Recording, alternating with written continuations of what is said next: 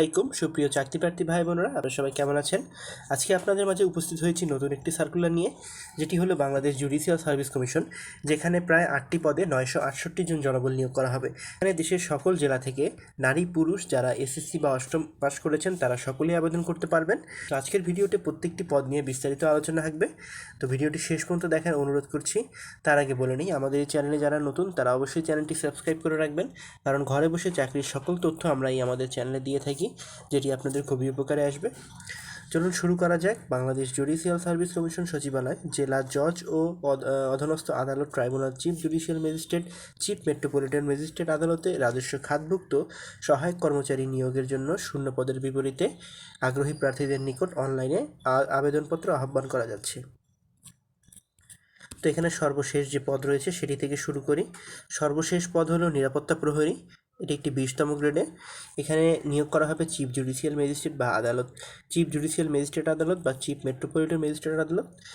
এখানে আপনার কর্মক্ষেত্র হবে, যেখানে 68 জন নেওয়া হবে এবং কোনো স্বীকৃত বোর্ড হতে মাধ্যমিক স্কুল সার্টিফিকেট বা এসএসসি পাস করলে আপনি এখানে আবেদন করতে পারবেন।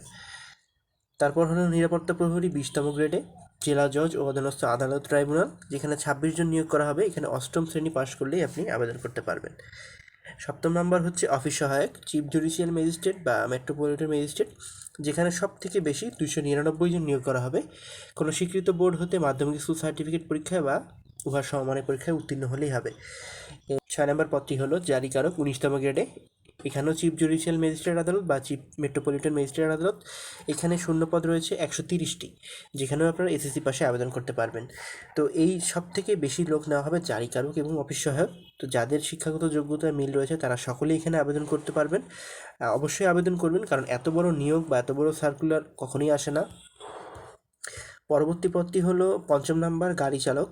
গাড়ি চালকের দুটি ভাগ রয়েছে, একটি হলো সিএমএম আর একটি হচ্ছে ডিজে, অর্থাৎ একটি হচ্ছে জেলা জজ বা আদালত ট্রাইব্যুনাল, আর একটি হচ্ছে চিফ জুডিশিয়াল ম্যাজিস্ট্রেট, অর্থাৎ সিএমএম বা সিজেএম, এটা হচ্ছে চিফ জুডিশিয়াল ম্যাজিস্ট্রেট। তো দুটি 16তম গ্রেডে, যেখানে জেলা জজে নেওয়া হবে 12 জন এবং মেট্রোপলিটনে নেওয়া হবে 8 জন। এর জন্য আপনাদের কোনো স্বীকৃত বোর্ড হতে জুনিয়র স্কুল সার্টিফিকেট বা সমমানের পরীক্ষা উত্তীর্ণ হতে হবে, হালকা গাড়ি চালানোয় বৈধ ড্রাইভিং লাইসেন্স থাকতে হবে এবং অভিজ্ঞতা সম্পন্ন চালকগণ অগ্রাধিকার পাবেন।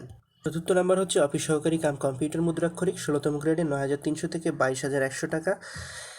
এখানেও চিফ জুডিশিয়াল ম্যাজিস্ট্রেট এবং চিফ মেট্রোপলিটন ম্যাজিস্ট্রেট আদালত। এখানে নিয়োগ করা হবে 12 জন। কোনো স্বীকৃত বোর্ড হতে অনন্য দ্বিতীয় বিভাগ বা সমমানের সিজিপিএতে উচ্চ মাধ্যমিক সার্টিফিকেট বা সমমানের পরীক্ষায় উত্তীর্ণ এবং মন্ত্রণালয় বা বিভাগের সংযুক্ত অধিদপ্তর পরিদপ্তর কমন নিয়োগের বিধিমালা 19 অনুযায়ী গৃহীত পরীক্ষায় উত্তীর্ণ হতে হবে, অর্থাৎ তাদের নিজস্ব যে পরীক্ষার বিধিমালা রয়েছে সেই পরীক্ষা অনুযায়ী পরীক্ষা নেওয়া হবে। 3 নম্বর হচ্ছে ব্রেঞ্চ সহকারী। এখানেও দুটি ভাগ রয়েছে, একটি হচ্ছে 15তম গ্রেডে, একটি 16তম গ্রেডে। জেলা জজ হচ্ছে 15তম গ্রেডে, যেখানে 11 জন নিয়োগ করা হবে এবং চিফ জুডিশিয়াল ম্যাজিস্ট্রেটে 69 জন। দুটির জন্য আপনাদের শিক্ষাগত যোগ্যতার প্রয়োজন হবে। একটিতে, যেখানে 15তম গ্রেডে আপনাদের উচ্চ মাধ্যমিক সার্টিফিকেট থাকলে আপনারা আবেদন করতে পারবেন, এবং যেখানে চিফ জুডিশিয়াল ম্যাজিস্ট্রেট 69 জন, সেখানে আপনাদের শিক্ষাগত যোগ্যতার প্রয়োজন হবে স্নাতক বা সমমানের ডিগ্রি। কম্পিউটারে পারদর্শী ব্যক্তিগণকে অগ্রাধিকার প্রদান করা হবে। এর পরবর্তী পদটি হলো স্টেনোটাইপিস্ট, 60 মুদ্রাক্ষরিক cum computer operator, chief judicial magistrate এবং চিফ মেট্রোপলিটন আদালত, যেখানে 78 জন নিয়োগ করা হবে এবং 60 মুদ্রাক্ষরিক কাম কম্পিউটার অপারেটর, এটিও 14 গ্রেডে, যেখানে 173 জন নিয়োগ করা হবে। এই দুটির জন্য শিক্ষাগত যোগ্যতা একই, কোনো স্বীকৃত বিশ্ববিদ্যালয় হতে স্নাতক বা সমমানের ডিগ্রি, মন্ত্রণালয় বা বিভাগের সংযুক্ত অধিদপ্তর অনুযায়ী গৃহীত পরীক্ষায় উত্তীর্ণ হতে হবে। এবং সর্বশেষ পদ, যেখানে স্টেনোগ্রাফার এবং 60 লিপিকার 13তম গ্রেডে। একটি হলো জেলা জজ এবং আরেকটি হচ্ছে chief judicial magistrate. Chief judicial ম্যাজিস্ট্রেটে আপনার নিয়োগ করা হবে 20 জন। কোনো স্বীকৃত বিশ্ববিদ্যালয় হতে অনন্য দ্বিতীয় শ্রেণী বা সমমানের সিজিপিএতে স্নাতক, কম্পিউটার ব্যবহারের দক্ষতা এবং তাদের বিভাগীয় পরীক্ষা উত্তীর্ণ হতে হবে। এবং 60 লিপিকারে নেওয়া হবে 62 জন। স্বীকৃত বোর্ড হতে অনন্য দ্বিতীয় বিভাগ বা সমমানের সিজিপিএতে উচ্চ মাধ্যমিক সার্টিফিকেট, কম্পিউটার ব্যবহারের দক্ষতা, জেলা জজ ও অধীনস্থ আদালত সমূহের 1989 বিধির 5 বর্ণিত অনুযায়ী যোগ্যতা সম্পন্ন হতে হবে। তো এই ছিল সার্কুলারে বিস্তারিত। এবার আপনাদের দেখাবো আবেদনের প্রক্রিয়া, আবেদনের সময় আবেদন শুরু হবে আপনাদের 18/5/2026 সকাল 10টায় এবং আবেদন শেষ হবে 4/6/2026 বিকাল 5 ঘটিকায়।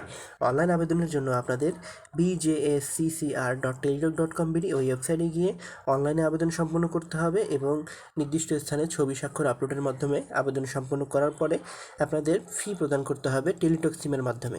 টেলিটক সিমের মাধ্যমে 101 থেকে 5 নং পদের জন্য 112 টাকা এবং 6 থেকে 8 নং পদের জন্য 56 টাকা এই দেখানো নিয়ম অনুযায়ী প্রেরণ করতে হবে।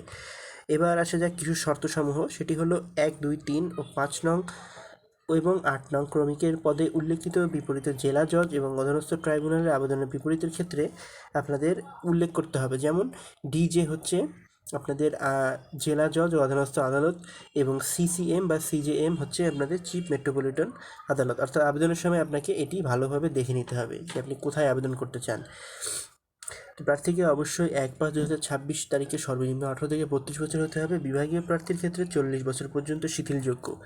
এবং যারা কর্মরত আছেন তারা অবশ্যই ডিপার্টমেন্টাল ক্যান্ডিডেট সিলেক্ট করবেন, ঘরে টিক চিহ্ন দিয়ে রাখবেন এবং মৌখিক পরীক্ষার সময় আপনাদের এনওসি দেখাতে হবে। আবেদনপত্রে প্রার্থীকে অবশ্যই সত্য বিবরণ দিতে হবে। কোনো প্রকার ভুল বা জাল প্রমাণিত হলে তাকে আইনানুগ ব্যবস্থা গ্রহণ করা হবে। ষাটলিপিকার, স্টেনোগ্রাফার, 60 মুদ্রাক্ষরিক কাম কম্পিউটার অপারেটর, অফিস সহকারী কাম কম্পিউটার মুদ্রাক্ষরিক ও গাড়ি চালক পদের ক্ষেত্রে লিখিত পরীক্ষায় উত্তীর্ণ প্রার্থীরাই শুধুমাত্র ব্যবহারিক পরীক্ষা এবং ব্যবহারিক পরীক্ষায় উত্তীর্ণ প্রার্থীরাই মৌখিক পরীক্ষায় অংশগ্রহণ করতে পারবে। এই বিষয়গুলো আপনারা একটু দেখে নেবেন। এগুলো আপনারা যারা মৌখিক পরীক্ষায় যাবেন তখন এই কাগজপত্রগুলো প্রয়োজন পড়বে। তো আজকের ভিডিও এই পর্যন্তই। ভিডিওটি ভালো লাগলে অবশ্যই লাইক করবেন, কারো কোনো কিছু জানা থাকলে অবশ্যই কমেন্ট করবেন এবং চ্যানেলটি সাবস্ক্রাইব করে রাখবেন।